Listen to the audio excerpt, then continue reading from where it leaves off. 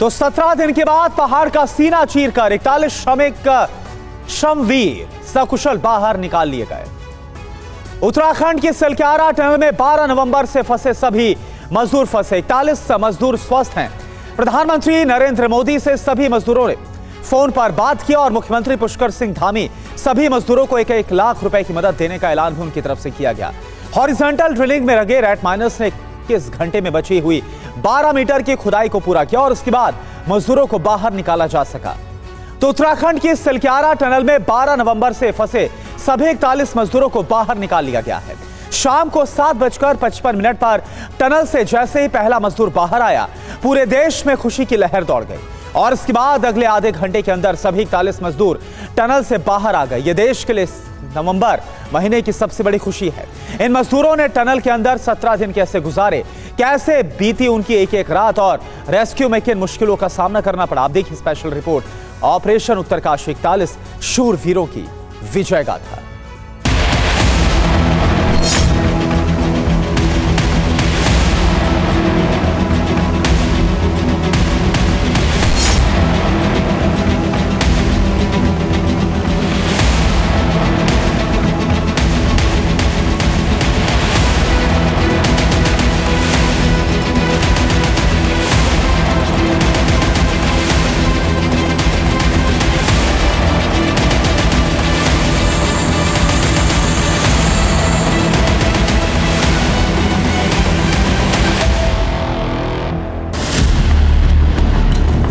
सत्रह दिन, 400 से ज्यादा घंटों का इंतजार, सुरंग में फंसी 41 जिंदगियां और आखिरकार एक अच्छी खबर। मंगलवार के दिन की यह वो मंगल बेला है जिसका इंतजार पूरा देश कर रहा था। पिछले 17 दिनों से देश के करोड़ों लोगों की निगाहें इस सुरंग पर टिकी हुई थी। डर तो था, लेकिन ऊपर से हमें जज्बात भी बहुत थे हमें कि हमें करना ही है। ऊपर से सर ने हमारी हौसला अफजाई अच्छी खासी की है। सब कुछ हमें अवेलेबल किया गया है। वहाँ पे कोई दिक्कत तो आई है काम करने में, लेकिन वैसी कोई दिक्कत नहीं, काम में ही दिक्कत आई है जो भी आई हैं। पत्थर है, लोहा है, सरिया है, इन चीज़ों में ज़्यादा से ज़्यादा समय लगा है। इसीलिए ऑगल मशीन फेल हुई है, बाकी काम उसने भी सही किया है। सभी को इंतजार था कि आखिर वो पल कब आएगा जब देश के ये मजदूर जो जान हथेली पर लेकर उत्तरकाशी की सिलक्यारा टनल में खुदाई कर रहे थे, वो टनल से बाहर कब निकलेंगे। लेकिन 17 दिन बाद 28 नवंबर की सुबह उन मजदूरों के लिए शुभ घड़ी लेकर आई। सुबह से हलचल तेज हो गई।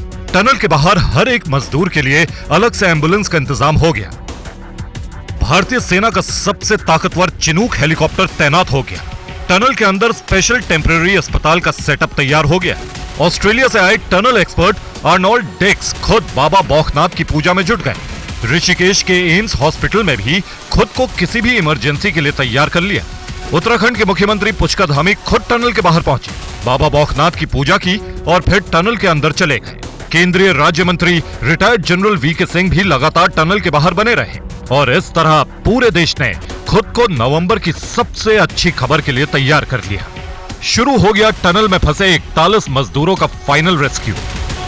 ये आज एक बहुत चुनौतीपूर्ण काम, जिसमें हमारे श्रमिक भाई 16 दिनों से भी लगातार अंदर संघर्ष कर रहे थे और पूरा देश उनके लिए बाहर संघर्ष कर रहा था। इस पूरे अभियान में लगे हुए सभी कर्मचारियों को, सभी कार्मिकों को, सभी विशेषज्ञों को, सभी हमारे वैज्ञानिकों को, सभी भारत सरकार की संस्थाओं को और एक एक व्यक्ति जो मीडिया से भी थे, उन समेत मैं सबका धन्यवाद करता हूं कि इस बहुत ही कठिन और चुनौतीपूर्ण काम को सभी लोगों ने अपना सहयोग प्रदान किया। ये बहुत गहरा संकट था, पहली बार इस प्रकार का अनुभव आया। इन लोगों की जान बची, उन लोगों को मैं बहुत बहुत शुभकामनाएं, शुभेच्छाएं देता हूं। और इसमें जान बचाने में जिन जिन भारत सरकार की एजेंसियों ने और राज्य सरकार की एजेंसियों ने और सभी हमारे इंजीनियर्स थे, रात दिन अपनी जोखिम लेकर जो काम किया है, उन सबको भी बहुत बहुत धन्यवाद देता हूं, उनके आभार व्यक्त करता हूं। लेकिन 12 नवंबर की सुबह अचानक वो मनहूस घड़ी आई जब सिलक्यारा टनल में जमीन खिसकने लगी, टनल के अंदर जबरदस्त भगदड़ मच गई। कई मजदूर भाग निकले, लेकिन वो 41 मजदूर 17 दिन के लिए इस टनल में ही फंस गए।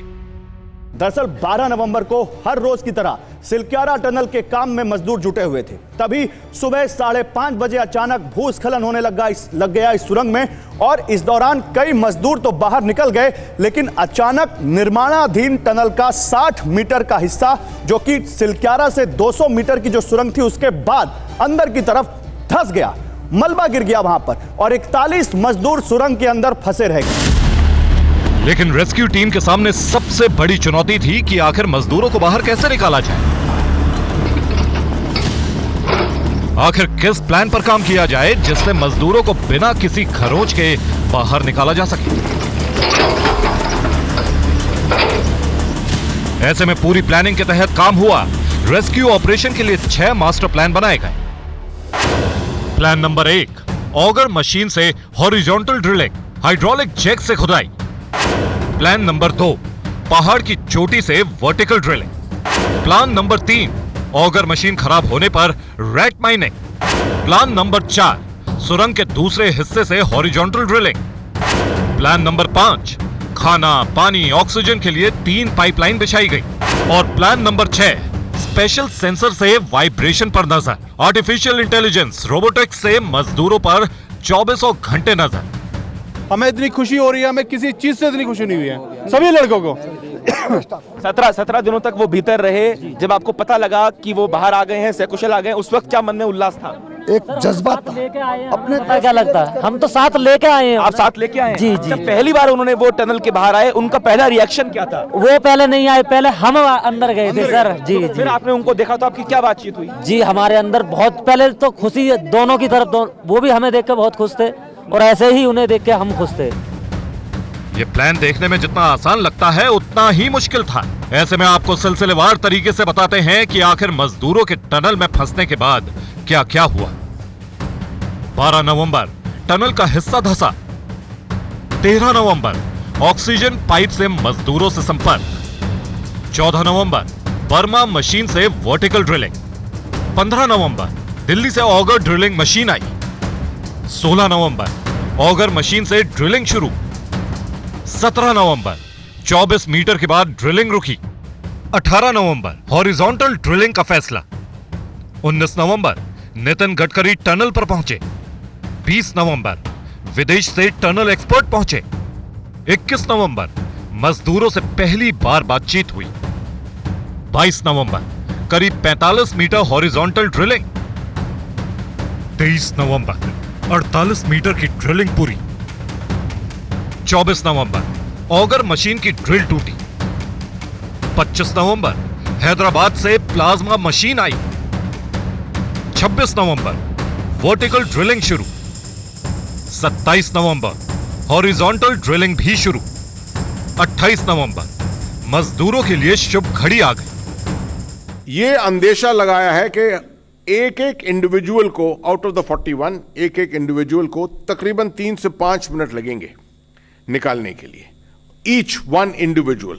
तो आप लगा सकते हैं कि आउटर लिमिट अगर हम देखें कि 5 मिनट अगर लगाते हैं एक इंडिविजुअल पे, वो तब एग्जैक्टली कंफर्म होगा जब पहला, दूसरा या तीसरा इंडिविजुअल निकलेगा।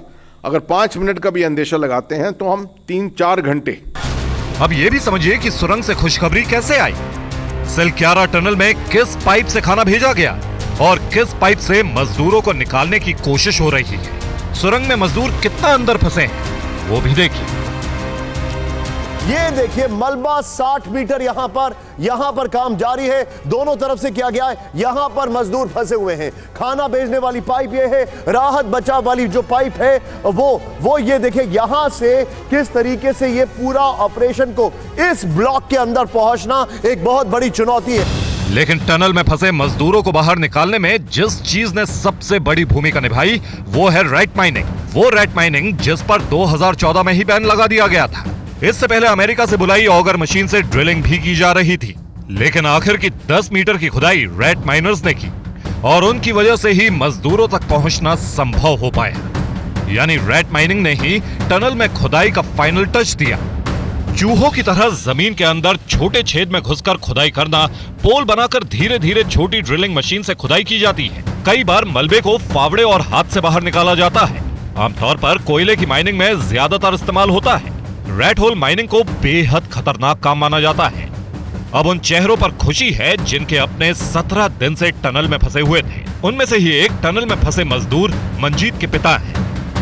सकारात्मक खबर निकल के आई है कि बेटा बाहर आने वाला है। जी, बाहर आने वाला है और सबको खुशी ही हो और हमारे सबका कल्याण हो सबको, और किसी के ठेस ना पहुँचे, ऐसा फूल गुलाब की तरह खिल के निकले ताकि उसको हम नमन करके तोड़कर भगवान की पूजा कर सकें। बाबा बौखनाथ की पूजा काम आई? जी, क्यों नहीं, ये आ गई विश्वास। हाँ, अपना नाम रोशन कर दिया बाबा बौखनाथ। टनल से मजदूरों को जिंदा वापस निकालना देश के लिए सबसे बड़ी चुनौती थी। इसके लिए पीएमओ से भी डायरेक्ट मैसेज मिल रहे थे। ऐसे में टनल में फंसे 41 योद्धाओं को जिन्होंने बचाया है, उनके बारे में भी आपको बता देते हैं। अब बात मॉनिटरिंग की। सुरंग से 41 योद्धाओं को बचाने के लिए जो ऑपरेशन चलाया गया, उसमें उसकी निगरानी में इंडियन आर्मी, एनडीआरएफ और एसडीएमएफ के अलावा 5 एजेंसियां भी शामिल हैं, जिसमें ओएनजीसी, एसजेवीएनएल, आरवीएनएल, एनएचआईटीसीएल और ऑस्ट्रेलिया के इंटरनेशनल टनल एक्सपर्ट आर्नोल्ड डिक्स हैं। कंटिन्यू 28 घंटे आपने काम किया। और 28 घंटे में कितना मीटर आपने खुदाई किया? हमने पूरा आखिरी तक पहुंचा दिया, करीब 13 मीटर के आसपास। 18 मीटर हमने अपने हाथ से किया। 18 मीटर आपने हाथ से किया है। तो जब आप ये 18 मीटर की खुदाई कर रहे थे, क्या आपको अपनी जान की परवाह थी? अपनी जान की डर लग रहा था? अपनी जान की नहीं सर, उनकी जान की परवाह थी हमें सर। तो मुझे ये बताइए कि जो 41 श्रमिक उस तरफ मौजूद थे, वो जब आपसे पहली बार मिले, उनके चेहरे पे किस तरह के भाव थे? क्या वो संतुष्ट थे, खुश थे? बहुत ज्यादा खुश थे सर, बहुत खुश थे। हाँ जी सर। मैंने सुना आपको गले भी लगाया उन्होंने? हाँ जी सर, गले भी लगाया था। क्या बोले वो आपसे? सबसे पहले क्या आपकी जब मुलाकात हुई आपसे बोले क्या? वो सर पहले तो सबसे पहले कोलिया भरा, उन्होंने बुलाया हमें, पानी भी पिलाया, मैं तुम पियो पानी। अच्छा, उन्होंने आपको पानी पिलाया? जी जी जी, उनके पास जो स्टॉक था खाने पीने का, उन्होंने जैसे भी किया, उन्होंने हमें खिलाया पिलाया। और बस उनके यही थे कि बस सब निकलने में ज्यादा समय नहीं है, मैंने अब निकलोगे भी कि बस निकालो। यानी देश ने अपना सिस्टम टनल में फंसे 41 मजदूरों को बचाने में लगा दिया। ये भारत के इतिहास में इस रेस्क्यू ऑपरेशन के तौर पर याद किया जाएगा, जिसमें पहाड़ जितनी चुनौतियां थी, लेकिन रेस्क्यू टीम ने पहाड़ को ही काटकर उन मजदूरों को बचा लिया जिनके लिए पूरा देश परेशान था। उत्तरकाशी से शिवांग माथुर के साथ ब्यूरो रिपोर्ट, TV9 भारतवर्ष।